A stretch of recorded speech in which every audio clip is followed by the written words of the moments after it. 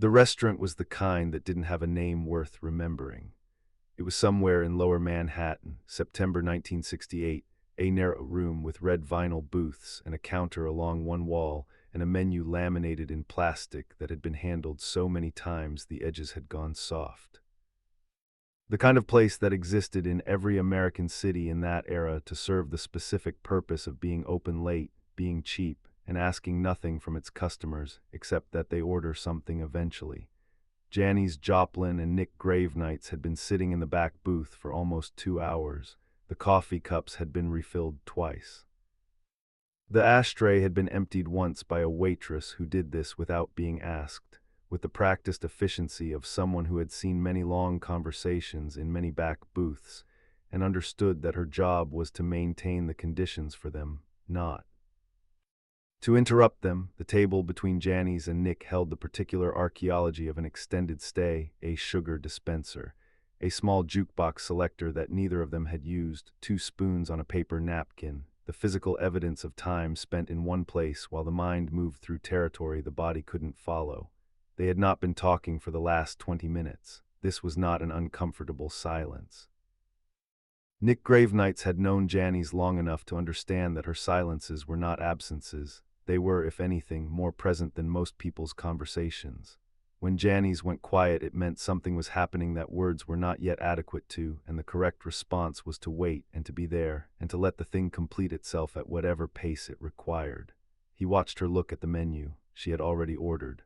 She wasn't reading it, she was holding it, the way people hold objects when they need something to do with their hands while the rest of them is somewhere else entirely. The laminated surface caught the fluorescent light from above. Her rings caught it too, the silver ones she wore stacked on her fingers, the ones that had become as much a part of her presence as her voice. Nick watched her and waited, and then she closed the menu. She set it flat on the table, precisely, the way you set something down when you have finished with it completely, when the gesture of setting it down is itself a kind of statement. She looked up at him. Her eyes were clear and steady and held the particular quality of someone who has arrived, after a long journey through complicated interior weather, at a piece of ground that will hold their weight.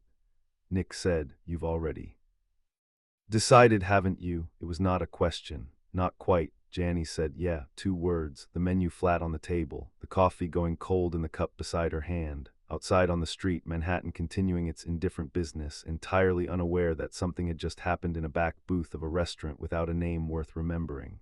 This is the story of how she got to that booth, and what the yet cost her, and what it gave the world in return. Big Brother and the holding company had been the sound she needed before she knew what she needed. When she had first rehearsed with them in San Francisco in 1966, Peter Albin on bass, Dave Getz on drums, Sam Andrew and James Gurley on guitars, something had happened in that rehearsal room that multiple people who were present still describe with the same slightly inadequate word. Electric, not as metaphor, as physical fact. The air in the room had changed. The musicians had looked at each other over their instruments with expressions that meant they understood something had just shifted in a way that could not be undone. The band was loose in ways that suited her. They played with an abandon that matched her own, not technically pristine, not carefully arranged, but alive in the way that music is alive when the people making it are genuinely responding to each other rather than executing a plan. She could push against them and they pushed back. She could go somewhere unexpected and they followed. She could pull back and leave space, and they understood that the space was part of the music too. What they gave her was a context large enough to hold what she was. And for a year that had been exactly what she needed. Monterey had changed the scale of everything. June 1967, the performance that silenced 60,000 people before it detonated them, the performance that transformed her, in the space of a single afternoon, from a San Francisco phenomenon into something the entire world needed to have an opinion about. After Monterey, the band was playing venues that were 10 times the size of anything they had played before. After Monterey, there were record deals and managers, and the particular gravitational field of commercial interest that forms around anything the world has decided it wants. She handled the change with more clarity than the change deserved to receive, because even in those months of accelerating success, even as the audiences grew and the reviews ran out of superlatives, and the name Janis Joplin became something you could say to almost any American under 40 and receive immediate recognition. Even then, she was listening to something underneath the success that the success was making it harder to hear. The band was not growing with her. That was the thing she heard and kept hearing and tried not to hear and kept hearing anyway. It was not their fault. They were the musicians. They were genuinely talented, genuinely committed, the right context for a specific moment in her development and in the development of what she was making. But the moment was passing. She could feel it in the recordings, in the distance between what she was reaching for in the studio and what was available to her there. She could feel it in the performances, in the spaces where she wanted something to happen musically, and what happened instead was approximation, was close enough, was the thing you settle for when the thing you want is not yet within reach. She talked to people she trusted. She talked to her manager Albert Grossman, who was practical and careful and honest with her in the way that the best managers are honest, not telling her what she wanted to hear, but helping her locate what she actually thought beneath what she was saying. She talked to musicians she respected. She talked to herself in the long internal conversation that she had been conducting since Port Arthur about what the music required and whether she was giving it what it required and what the cost of not giving it would be. And at some point in the late summer of 1968, she arrived at an understanding she had been moving toward for months. The understanding was this: the band had given her everything they had to give her, and she had given them everything she had to give them. And the most honest thing she could do, the most honest thing for the music, which was always the standard she returned to when other standards became unclear, was to say so. Nick Gravenites was the person she called. He was a musician and a songwriter who had been in her orbit since the early San Francisco years, someone who understood the difference between the career and the work, who talked about music the way she talked about music, from the inside out rather than from the outside in. He was also someone who would not try to manage the conversation, would not try to talk her into or out of anything, would simply be present and honest and let the thing be what it was. They met at the restaurant in Lower Manhattan on a Tuesday night in September 1968. She had not told him specifically why she wanted to meet. She had said she needed to talk, which was enough because it was always enough between people who trust each other sufficiently. He had come from wherever he was and found the back booth and ordered coffee and waited for her. She arrived slightly late, the way she often arrived, not carelessly, but as if the distance between where she had been and where she was going was longer than the geography suggested. She slid into the booth across from him and ordered coffee without looking at the menu, and then she picked up the menu and held it, and Nick understood that the conversation was going to take as long as it needed to.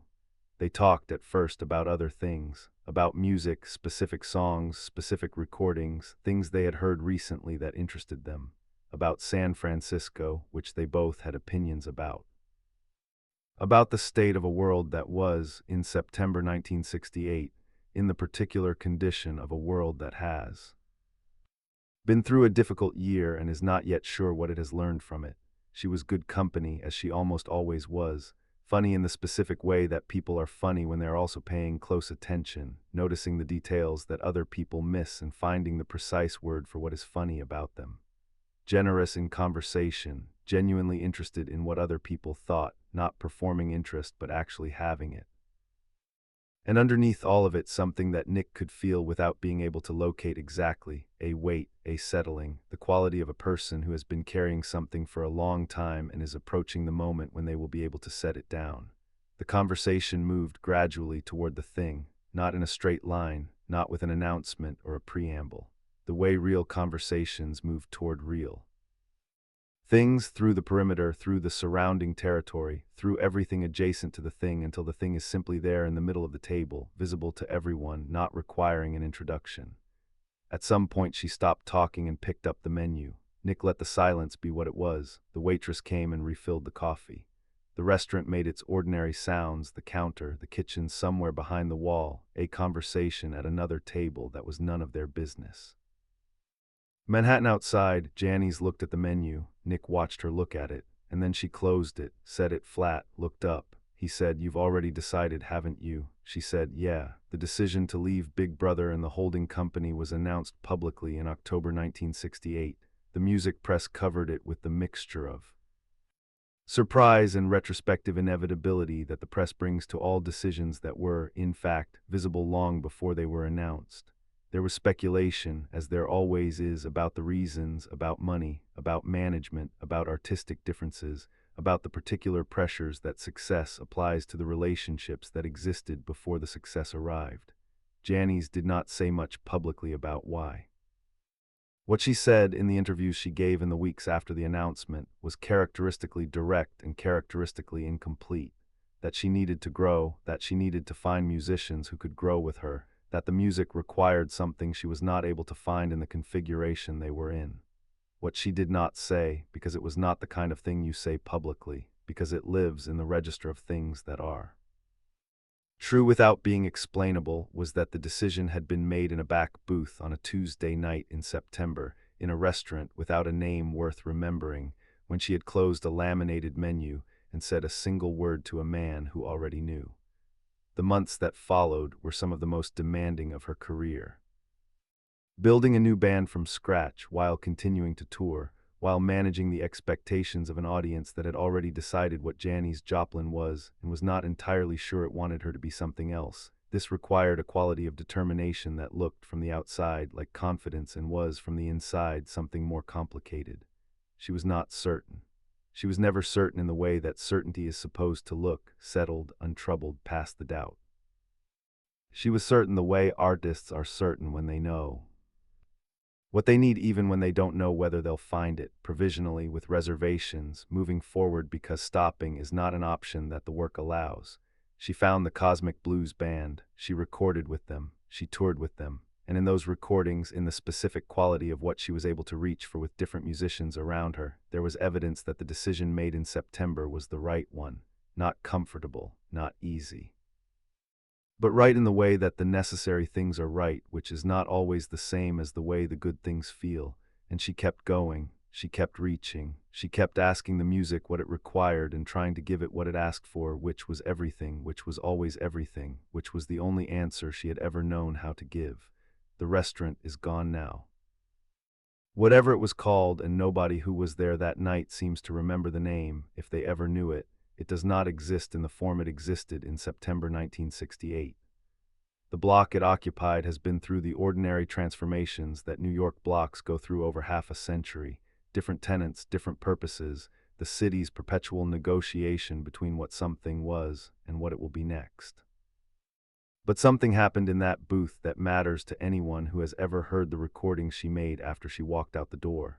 She had been for 2 years one of the most talked about voices in American music. She was about to become something larger than that, not because she changed what she was, but because she insisted on the conditions that allowed what she was to go further than it had yet gone.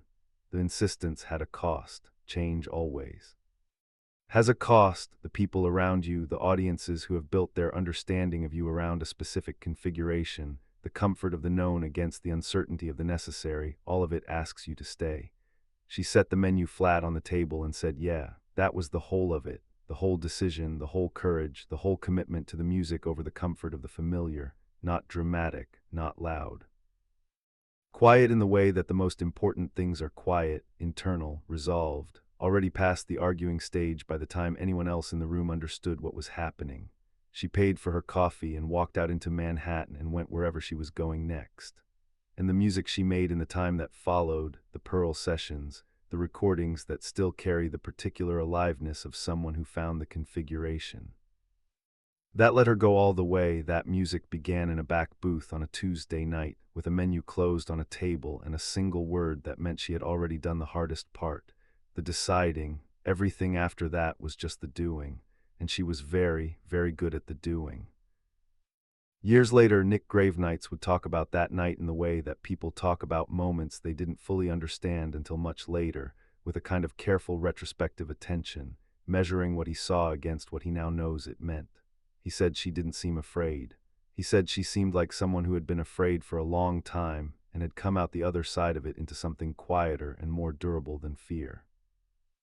He said the "yeah" she said when he asked his not-quite question was the most certain sound he had ever heard her make off a stage. On a stage, he said she was always certain. That was the thing about her performances. There was no hesitation in them, no holding back, no reservation about the cost of what she was giving. She gave completely every time, and the completeness of the giving was what made the performances feel the way they felt. Off a stage, he said, the certainty was rarer. She doubted. She questioned. She came at things from multiple angles, and sometimes the angles didn't resolve into a clear direction, and she lived with the irresolution the way you live with weather, not liking it, not able to change it, learning to function within it. But that night in September, he said, when she closed the menu and looked up, the certainty was the same. The same quality, the same completeness, the same sense of someone who has given all of themselves to a decision and is on the other side of it. He said it was like watching her walk on stage, and maybe that is the truest thing you can say about it, that the decision she made in that booth, the quiet, irreversible, coffee-going cold decision to leave behind what had made her and go find what would make her more, was itself a kind of performance, not for an audience, for the music. For the thing inside her that had been asking for more room than it had, that had been pressing against the available space for months, that needed her to say yeah before it could go where it needed to go. She said yeah, and then she went.